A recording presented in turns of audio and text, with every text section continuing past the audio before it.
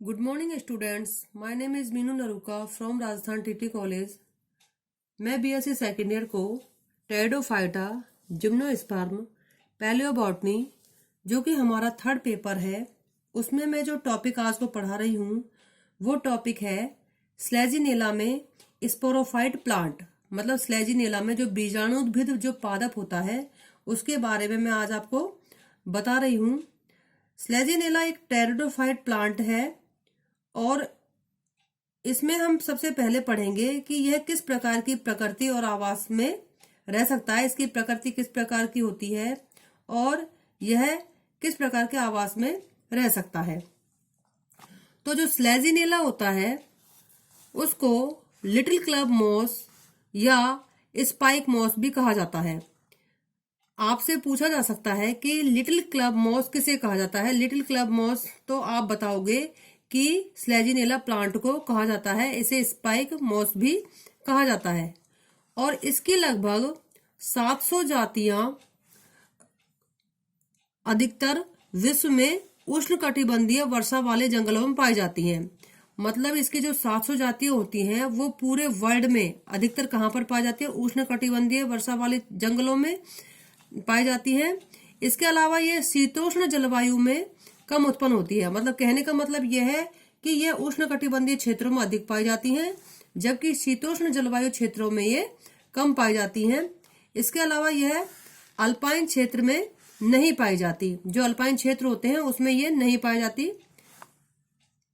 स्लेजिनेला की कई जातियां होती हैं, जैसे स्लेजिनेला रूपेस्ट्रिस, स्लेजिनेला लेपिडोफाइटा आदि जातियां चट्टानों या सूखे या बालुकामय स्थानों पर भी पाई जाती है। कहने का मतलब ये है कि जो ये जातियां होती हैं, स्लेजिनेला की जो कुछ जातियां होती हैं, ये कहाँ पर पाई जा सकती है? मतलब ये चट्टानों पर भी पाई जा सकती है, रेतीले जो स्थान होते हैं उस पर भी ये पाई जा सकती हैं। इन मरूदभिद पौधों को, मतलब जीरोफाइट पौधों को पुनर्जीवनी पादप भी कहते हैं। मतलब ये जो जीरोफाइट प्लांट के अंतर्गत भी आते हैं और इनको पुनर्जीवनी पादप भी कहते हैं। मतलब इनका दोबारा से निर्माण हो सकता है। ठीक है। यह मॉस से ढके वृक्षों की तनों तथा शाखाओं पर उत्पन्न होती है। इसके अलावा ये ऐसे स्थानों पर भी पाई जाती है जहां पर मॉस से ढके हुए तने होते हैं और शाखाओं पर भी ये पाए जा सकते हैं। अब हम देखेंगे कि जो स्लेजिनेला है वो कहाँ कहाँ पर पाया जाता है। उष्णकटिबंधीय क्षेत्रों में पाया जाएगा, शीतोष्ण क्षेत्रों में यह कम पाया जाएगा, अल्पाइन क्षेत्रों में यह बिल्कुल नहीं पाया जाता है। इसके अलावा इसकी कुछ जातियां जो होती है चट्टानों पर भी पाई जाती हैं या रेतीले जो स्थान होते हैं वहां पर भी पाई जाती हैं। जीरोफाइटिक प्लांट के अंदर ये आता है। ठीक है। इसके अलावा ये जो मॉस जहां पर पाए जाती हैं वहां पर भी ये तने और शाखाओं पर पाई जाती हैं। तो ये तो हुआ स्लेजिनेला का प्रकृति और आवास। अब ये जो स्पोरोफाइट प्लांट है, मतलब हम जानते हैं कि टेरिडोफाइट्स प्लांट का जो स्पोरोफाइट प्लांट है वो जड़, तना, पत्ती में डिवाइड रहता है। तो अब हम बात करते हैं स्लेजिनेला के स्पोरोफाइटिक प्लांट की। तो सबसे पहले हम बात करेंगे स्पोरोफाइटिक जो प्लांट है उसके बाहरी लक्षणों की। आंतरिक लक्षणों की बात हम बाद में करेंगे। सबसे पहले हम बात करेंगे कि जो स्लेजिनेला है बाहर से किस प्रकार से दिखाई देता है। तो बाह्य लक्षण किस प्रकार के होते हैं? सदाहरित बीजाणुद्भिद पादप के निम्न भाग हो सकते हैं। सबसे पहले बात करते हैं तना, पत्तियां, जड़ तथा राइजोफोर। कहने का मतलब यह है कि जो स्लेजिनेला का जो स्पोरोफाइट प्लांट है उसको तना में, पत्तियों में, जड़ तथा राइजोफोर में डिवाइड किया गया है। सबसे पहले हम बात करते हैं तने की, कि जो स्लेजिनेला है उसका तना किस प्रकार का होता है। स्लेजिनेला का जो तना होता है वो बहुत ही कोमल होता है, मतलब सॉफ्ट होता है। शाकीय होता है, मतलब कि हर्बेशियस होता है। शाखित होता है, मतलब कि ब्रांच्ड होता है, अथवा अशाखित या अनब्रांच्ड होता है।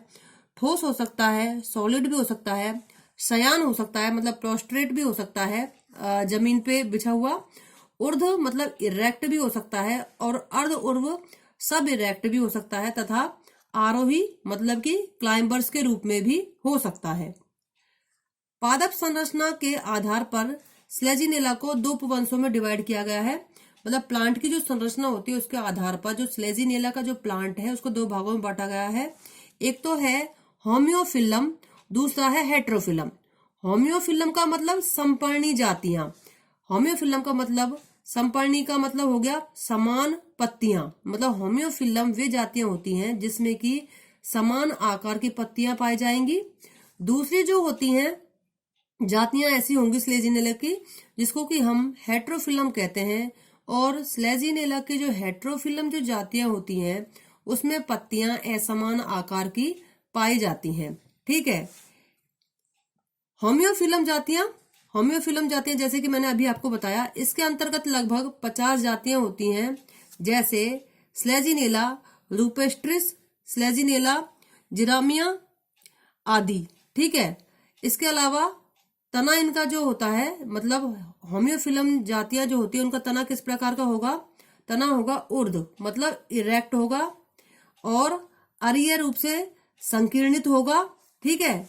तना अधिकतर कैसा होता है? अशाखित होता है और द्विभाजित शाखित होता है। मतलब तना कैसा होगा? या तो अशाखित होगा, ठीक है, या द्विभाजित शाखित का मतलब होगा डाइकोटोमोजली प्रकार का होगा।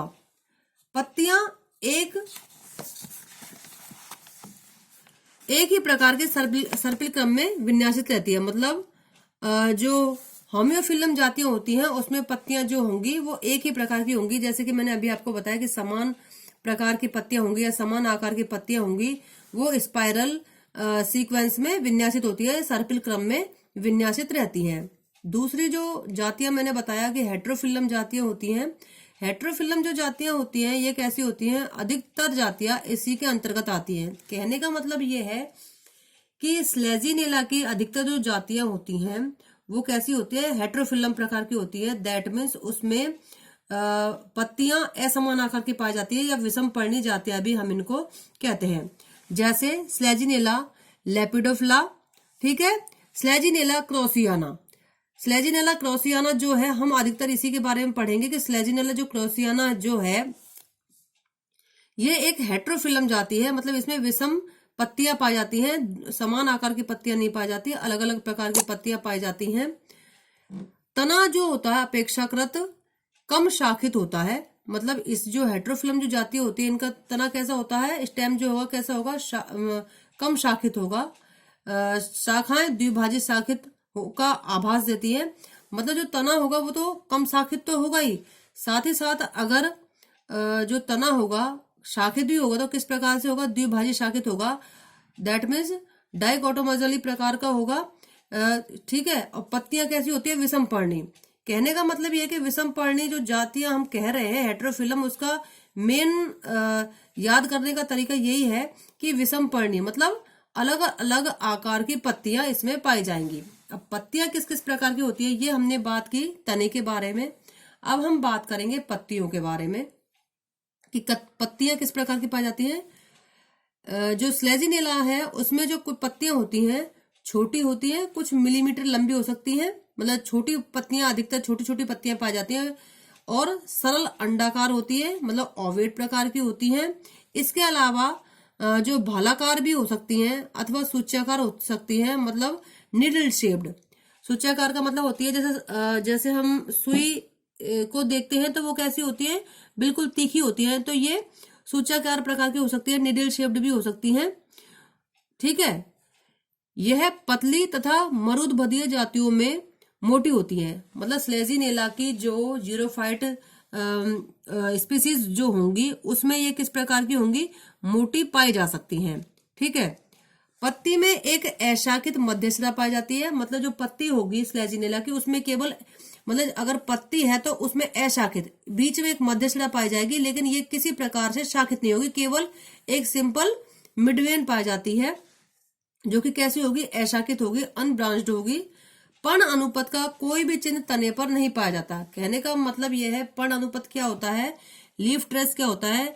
जब स्टेम का वेस्कुलर बंडल पत्ती के, मतलब लीफ के वेस्कुलर बंडल से जुड़ा रहता है उसे हम पण अनुपत कहेंगे। दूसरी भाषा में हम यह भी कह सकते हैं कि स्टेम का वेस्कुलर सिस्टम लीफ के वेस्कुलर सिस्टम से जिस बंडल के द्वारा, दैट मीन्स जिस वेस्कुलर बंडल से जुड़ा रहता है उसे हम पण अनुपत कहते हैं।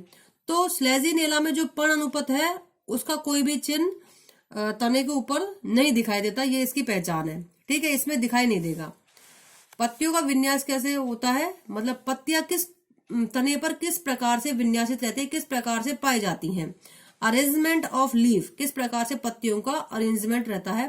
तो संपर्णी जातियां होती हैं, होमोफिलियस स्पीसीज जो होती है उसमें कैसे होगा, स्लेजिनेला की संपर्णी जातियों में समान आकार की पत्तियां पाई जाती हैं और स्पाइरल सीक्वेंस में ऊर्ध्व तने के चारों ओर लगी होती है। मतलब ये तो संपर्णी जातियां तो क्या होगी, सिंपल वे में सर्पिलाकार रूप से व्यवस्थित होती है। लेकिन विषमपर्णी जो जातियां जो होती हैं उसमें पत्तियों का लगने का एक विशेष क्रम ही होता है, क्योंकि विषमपर्णी जो जातियां होती हैं उसमें क्या होगा कि जो स्टेम जो होगा पृष्ठाधारी प्रकार का होगा, मतलब डोर्सी वेंट्रल प्रकार का होगा। मतलब तने का एक भाग कैसा होगा, वेंट्रल होगा और एक भाग होगा डोर्सल होगा। ठीक है, तो स्लेजिनेला की अधिकतर जातियां विषमपर्णी होती हैं।